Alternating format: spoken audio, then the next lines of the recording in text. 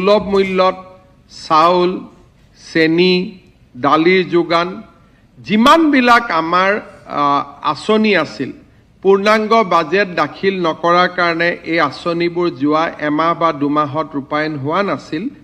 আগষ্ট মাহৰ পৰা এই সকলো আঁচনি ৰূপায়ণৰ আমি আমাৰ প্ৰতিশ্ৰুতি দোহাৰিছোঁ। ইয়াত এটা উন্নয়নমূলক আঁচনিবিলাকত এটা সৰুকৈ টুইষ্ট দিয়া হৈছে। কোনো ব্যক্তিয়ে কোনো ধৰণৰ চৰকাৰী আঁচনি নাপাব, বিনামূলীয়া চাউলে হওক বা নমস্কাৰ দৰ্শকসকল, অসমৰ লাখ লাখ ৰেচন কাৰ্ডৰ হিতাধিকাৰীসকলৰ বাবে লৈ আহিছোঁ এক ডাঙৰ খবৰ তথা বৃহৎ আপডেট। ৰাজ্যৰ লাখ লাখ ৰেচন কাৰ্ড হিতাধিকাৰীৰ নাম কৰ্তন কৰা হ'ব আৰু 1 আগষ্টৰ পৰা সম্পূৰ্ণ নতুন পদ্ধতিৰে লাভ কৰিব ৰেচন। ইয়াৰোপৰি সলনি হ'ব ৰেচন বিতৰণৰ প্ৰতিটো নিয়ম, অৰ্থাৎ পূৰ্বতে আপুনি যি পদ্ধতিৰে ৰেচন লাভ কৰিছিল 1 আগষ্টৰ পৰা কিছু সাল সলনি ঘটোৱা হ'ব। দৰ্শকসকল, আপুনি ইতিমধ্যেই জানে যে ৰাজ্য চৰকাৰে 1 আগষ্টৰ পৰা পুনৰ বিনামূলীয়া ৰেচন প্ৰদানৰ কথা ঘোষণা কৰিছে। লগতে ৰেচনৰ সামগ্ৰীৰ ভিতৰত বিনামূলীয়াকৈ চাউল, দাইল, চেনি, নিমখ আদি সকলো লাভ কৰিব। কিন্তু ইয়াৰ পূৰ্বে আপুনি কেইটামান গুৰুত্বপূৰ্ণ কাম কৰিব লাগিব, অন্যথা 1 আগষ্টৰ পৰা আপুনি ৰেচন লাভ নকৰিবও পাৰে আৰু হিতাধিকাৰীৰ তালিকাৰ পৰা আপোনাৰ নাম কৰ্তন হ'ব পাৰে। গতিকে দৰ্শকসকল, কেনেকৈ আপুনি নতুন নিয়মেৰে ৰেচন সংগ্ৰহ কৰিব পাৰিব আৰু কাৰ কাৰ নাম ৰেচন কাৰ্ডৰ হিতাধিকাৰী তালিকাৰ পৰা কৰ্তন হ'ব পাৰে, এই সকলো বিষয়ে আজিৰ এই ভিডিঅ'টোৰ জৰিয়তে আমি সহজ আৰু বিতংকৈ আলোচনা কৰিম। গতিকে অনুগ্ৰহ কৰি ভিডিঅ'টোত এটা লাইক কৰি ভিডিঅ'টো অকণমানো স্কিপ নকৰি সম্পূৰ্ণকৈ চাব, নহ'লে আপুনি ৰেচন কাৰ্ডৰ ক্ষেত্ৰত পৰিৱৰ্তন হোৱা নতুন নিয়মৰ বিষয়ে জানিব নোৱাৰিব আৰু আন হিতাধিকাৰীসকলৰ দৰে আগষ্ট মাহত আপুনি ৰেচন লাভ কৰিব নোৱাৰিব। লগতে হয়তো আপোনাৰ নাম ৰেচন কাৰ্ডৰ হিতাধিকাৰী তালিকাৰ পৰা কৰ্তন হ'ব পাৰে। প্ৰিয় দৰ্শকসকল, আপুনি ইতিমধ্যেই জানে যে 1 আগষ্টৰ পৰা ৰাজ্য চৰকাৰৰ বিভিন্ন সমাজ কল্যাণমূলক আঁচনি তথা মহিলা উদ্যমিতা আঁচনিসমূহৰ পুনৰ ৰাজ্যত আৰম্ভ হ'ব। 2026-27 বৰ্ষৰ নতুন বাজেট অধিৱেশনৰ পিছতেই মুখ্যমন্ত্ৰী ডক্টৰ হিমন্ত বিশ্ব শৰ্মাই ডাঙৰ ঘোষণা কৰিছে আৰু লগতে ইতিমধ্যে সদনত ৰাজ্যৰ নৱনিযুক্ত বিত্তমন্ত্ৰী জয়ন্ত মল্ল বৰুৱাইও ঘোষণা কৰে যে 1 আগষ্টৰ পৰা ৰাজ্যৰ লাখ লাখ ৰেচন কাৰ্ডৰ হিতাধিকাৰীসকলে নতুন ৰূপেৰে বিনামূলীয়াকৈ চাউল দাইল লাভ কৰিব।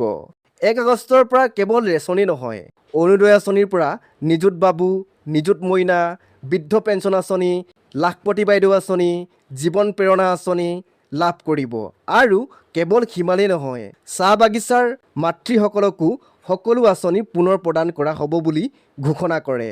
গতিকে চৰকাৰে এক বৃহৎ পৰিকল্পনা গ্ৰহণ কৰিছে আৰু ৰাজ্যৰ প্ৰতিগৰাকী প্ৰকৃত তথা দৰিদ্ৰ পৰিয়ালে এই আঁচনিসমূহৰ সুবিধাসমূহ লাভ কৰিব। কিন্তু তাৰ আগতে গুৰুত্বপূৰ্ণ কামসমূহ কৰি ল'ব, নহ'লে আপুনি হিতাধিকাৰী তালিকাৰ পৰা বাদ পৰিব পাৰে। দৰ্শকসকল, আপুনি নিশ্চয় জানে যে অসম চৰকাৰে দৰিদ্ৰ আৰু যোগ্য পৰিয়ালসমূহক বিনামূলীয়াকৈ খাদ্য সামগ্ৰী প্ৰদান কৰি আহিছে। এই আঁচনিৰ জৰিয়তে লাখ লাখ পৰিয়ালে চাউলকে ধৰি অন্যান্য সামগ্ৰী লাভ কৰি আছে। নতুন বাজেট অধিৱেশনত চৰকাৰে পুনৰ এই ব্যৱস্থা অব্যাহত ৰাখিব বুলি উল্লেখ কৰিছে। কিন্তু ইয়াৰ লগে লগে আন এটা বিষয়ও বাৰে বাৰে উল্লেখ কৰা হৈছে, সেইটো হ'ল যোগ্য হিতাধিকাৰীসকলেহে যাতে এই সুবিধা লাভ কৰে। গতিকে দৰ্শকসকল, এতিয়া কথাটো হ'ল ৰেচন কাৰ্ড হিতাধিকাৰীৰ তালিকাৰ পৰা কাৰ কাৰ নাম কৰ্তন বা বাদ পৰিব পাৰে। প্ৰিয় দৰ্শকসকল, চৰকাৰে সময়ে সময়ে হিতাধিকাৰী তালিকা পৰ্যালোচনা কৰে। যদি কোনো ব্যক্তিৰ যোগ্যতাৰ ভিতৰত নপৰে বা নাথাকে, যদি একেটা ব্যক্তিৰ নাম একাধিক ঠাইত থাকে বা যদি নথিপত্ৰত গুৰুতৰ অমিল থাকে, তেন্তে চৰকাৰী নিয়ম অনুসৰি সংশোধন বা পৰিৱৰ্তন হ'ব পাৰে বা হিতাধিকাৰীগৰাকীৰ নাম বাদ পৰিব পাৰে আৰু সেয়া চৰকাৰৰ উপযুক্ত বিভাগে চৰকাৰী নিয়ম অনুসৰিহে নিৰ্ধাৰণ কৰে। দৰ্শকসকল, যদি আপুনি ৰাজ্য চৰকাৰৰ বিনামূলীয়া ৰেচনৰ এজন প্ৰকৃত হিতাধিকাৰী, তেন্তে আপুনি অতি শীঘ্ৰেই নিজৰ ৰেচন কাৰ্ডখনত থকা ভুল ত্ৰুটিসমূহ শুদ্ধ কৰি ল'ব, নহ'লে আপুনি 1 আগষ্টৰ পৰা বিনামূলীয়াকৈ ৰেচন লাভ নকৰিবও পাৰে। সেয়েহে যদি আপোনাৰ ৰেচন কাৰ্ডত নাম, জন্মৰ তাৰিখ, পৰিয়ালৰ সদস্যৰ সংখ্যা অথবা আন কোনো তথ্য ভুলকৈ আছে, তেন্তে সেইবোৰ শুদ্ধ কৰাৰ ব্যৱস্থা সময়মতে কৰা উচিত। কিয়নো তথ্যৰ অমিল থাকিলে বিভিন্ন চৰকাৰী সেৱা লাভ কৰাত অসুবিধা হ'ব পাৰে। গতিকে আপোনাৰ ৰেচন কাৰ্ডত থকা আপোনাৰ পৰিয়ালৰ সকলো সদস্যৰ নাম যদি ভুল হৈ আছে, তেন্তে অতি সোনকালেই শুধৰাই ল'ব। দৰ্শকসকল, এতিয়া আপুনিও নিশ্চয় মনত ভাবিছে যে মই আগৰ পৰাই এনেদৰেই ৰেচন লাভ কৰি আহিছোঁ, গতিকে এতিয়াও মই বিনামূলীয়া ৰেচন লাভ কৰিম। দৰ্শকসকল, যিহেতু নতুন পদ্ধতিত চৰকাৰে 1 আগষ্টৰ পৰা ৰেচন প্ৰদান কৰিব আৰু সেয়েহে যদি আপোনাৰ ৰেচন কাৰ্ডত কিবা ভুল ত্ৰুটি হৈ আছে, তেন্তে অতি সোনকালেই শুধৰাই ল'ব। দ্বিতীয়তে, যদি আপোনাৰ পৰিয়ালত নতুন সদস্য সংযোজন হৈছে, যেনে নতুনকৈ সন্তান জন্ম হৈছে বা বিবাহৰ পিছত কোনো সদস্য সংযোজিত হৈছে আৰু সেই তথ্য এতিয়াও ৰেচন কাৰ্ডত অন্তৰ্ভুক্ত হোৱা নাই, তেন্তে নিয়ম অনুসৰি আবেদন কৰাৰ বিষয়ে খবৰ লওক। আনহাতে যদি কোনো সদস্যৰ মৃত্যু হৈছে বা স্থায়ীভাৱে আন ঠাইলৈ ৰূপান্তৰিত হৈছে বা স্থানান্তৰিত হৈছে, তেন্তে সেই তথ্যও সময়মতে আপডেট কৰাটো প্ৰয়োজনীয়। শুদ্ধ তথ্য থাকিলে ভৱিষ্যতে কোনো অসুবিধাৰ সন্মুখীন হোৱাৰ সম্ভাৱনা কম হয়। দৰ্শকসকল, যদি আপুনি যোগ্য হিতাধিকাৰী আৰু আপোনাৰ সকলো তথ্য সঠিক আছে, তেন্তে অযথা ভয় কৰাৰ প্ৰয়োজন নাই। কিন্তু যদি তথ্যত কোনো ভুল আছে, তেন্তে সেই ভুল শুধৰাই লোৱাটো বুদ্ধিমানৰ কাম। দৰ্শকসকল, এতিয়া আহক সেই বিষয়টো আলোচনা কৰোঁ যিটো প্ৰায় প্ৰতিজন ৰেচন কাৰ্ড হিতাধিকাৰীয়ে জানিব বিচাৰে। যদি আপোনাৰ ৰেচন কাৰ্ডত কোনো ভুল আছে, তেন্তে সেই ভুল কেনেকৈ শুধৰাব? প্ৰিয় দৰ্শক, সৰ্বপ্ৰথমে আপুনি নিজৰ ৰেচন কাৰ্ডখন ভালদৰে পৰীক্ষা কৰক। নাম, ঠিকনা, জন্ম তাৰিখ, পৰিয়ালৰ সদস্যৰ সংখ্যা অথবা আন তথ্য সঠিক আছেনে নাই নিশ্চিত হওক। যদি কোনো অমিল দেখা যায়, তেন্তে খাদ্য অসামৰিক যোগান আৰু গ্ৰাহক পৰিক্ৰমা বিভাগ অথবা আপোনাৰ নিকটৱৰ্তী জনসেৱা কেন্দ্ৰত যোগাযোগ কৰি নিয়ম অনুসৰি সংশোধনৰ বাবে আবেদন কৰিব পাৰে। দৰ্শকসকল, ইয়াত এটা কথা মনত ৰাখিব যে অসম্পূৰ্ণ বা ভুল তথ্য জমা দিলে আবেদন প্ৰক্ৰিয়া পলম হ'ব পাৰে। সেয়ে সকলো তথ্য সঠিককৈ মিলাইহে আবেদন কৰিব। প্ৰিয় দৰ্শকসকল, ৰেচন কাৰ্ডখন কেৱল ৰাজ্য চৰকাৰৰ বিনামূলীয়া খাদ্য সামগ্ৰী লাভৰ বাবেই নহয়, বহু ক্ষেত্ৰত ই এখন গুৰুত্বপূৰ্ণ চৰকাৰী নথি হিচাপেও ব্যৱহাৰ কৰা হয়। সেয়েহে ইয়াৰ তথ্য সদায় সঠিক আৰু আপডেট কৰি ৰখাটো অত্যন্ত প্ৰয়োজনীয়। মনত ৰাখিব, এটা সৰু ভুলৰ বাবেও ভৱিষ্যতে অপ্ৰয়োজনীয় দৌৰাদৌৰি কৰিবলগীয়া হ'ব পাৰে। কিন্তু সময় থাকোঁতেই সকলো তথ্য সঠিক কৰি ৰাখিলে এনে অসুবিধাৰ পৰা হাত সাৰিব পাৰি।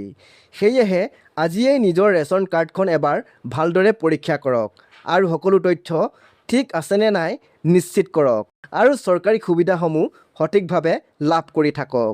প্ৰিয় দৰ্শকসকল, আজি এই ভিডিঅ'টোৰ জৰিয়তে আমি ৰেচন কাৰ্ড হিতাধিকাৰীসকলৰ বাবে 1 আগষ্টৰ পৰা হ'ব পৰা পৰিৱৰ্তনসমূহৰ বিষয়ে বিতংকৈ আলোচনা কৰিলোঁ। বিশেষকৈ নিজৰ ৰেচন কাৰ্ডত থকা নাম, জন্মৰ তাৰিখ, ঠিকনা আৰু পৰিয়ালৰ সদস্য তথ্য সঠিক আছেনে নাই সেই বিষয়টো কিয় গুৰুত্বপূৰ্ণ সেই বিষয়েও আলোচনা কৰিলোঁ। লগতে ভুল তথ্য থাকিলে সময়মতে সংশোধন কৰি লোৱাৰ প্ৰয়োজনীয়তা, চৰকাৰী ঘোষণাৰ বিষয়ে আলোচনা কৰিলোঁ। যদি আপুনি যোগ্য হিতাধিকাৰী হয় আৰু আপোনাৰ সকলো তথ্য সঠিক আছে, তেন্তে অযথা চিন্তা কৰাৰ বিশেষ কোনো কাৰণ নাই। যিকোনো নতুন নিয়ম বা পৰিৱৰ্তন চৰকাৰে আনুষ্ঠানিকভাৱে ঘোষণা কৰিলে সেই অনুসৰিয়ে ব্যৱস্থা গ্ৰহণ কৰা হ'ব। মনত ৰাখিব, সঠিক নথিপত্ৰ থকাটো কেৱল চৰকাৰী সুবিধা লাভৰ বাবেই নহয়, নিজৰ পৰিয়ালৰ অধিকাৰ সুৰক্ষিত ৰখাৰ বাবেও অত্যন্ত প্ৰয়োজনীয়। সৰু বুলি অৱহেলা কৰা এটা ভুলেই কেতিয়াবা ডাঙৰ অসুবিধাৰ কাৰণ হ'ব পাৰে। গতিকে সময় থাকোঁতেই সকলো তথ্য পৰীক্ষা কৰি নিশ্চিন্ত হওক। দৰ্শকসকল, যদি আজিৰ এই ভিডিঅ'টো আপোনাৰ বাবে উপকাৰী বুলি অনুভৱ কৰিছে, তেন্তে ভিডিঅ'টোত এটা লাইক কৰিব, আপোনাৰ আত্মীয় স্বজন আৰু বন্ধু বান্ধৱীৰ সৈতে শ্বেয়াৰ কৰিব আৰু আমাৰ চেনেলটো ছাবস্ক্ৰাইব কৰি কাষৰ বেল আইকনটো অন কৰি ৰাখিব, যাতে ৰেচন কাৰ্ড, অৰুণোদয়, লাখপতি বাইদেউ পেঞ্চন আৰু আন সকলো চৰকাৰী আঁচনিৰ সঠিক আৰু সময়মতে আপডেট সৰ্বপ্ৰথমে আপোনালোকলৈ লৈ আহিব পাৰোঁ। আজিৰ বাবে ইমানেই। ভিডিঅ'টো শেষলৈকে চোৱাৰ বাবে সকলোলৈ অশেষ ধন্যবাদ। পুনৰ লগ পাম আন এটা নতুন আৰু গুৰুত্বপূৰ্ণ ভিডিঅ'ৰ সৈতে। ধন্যবাদ।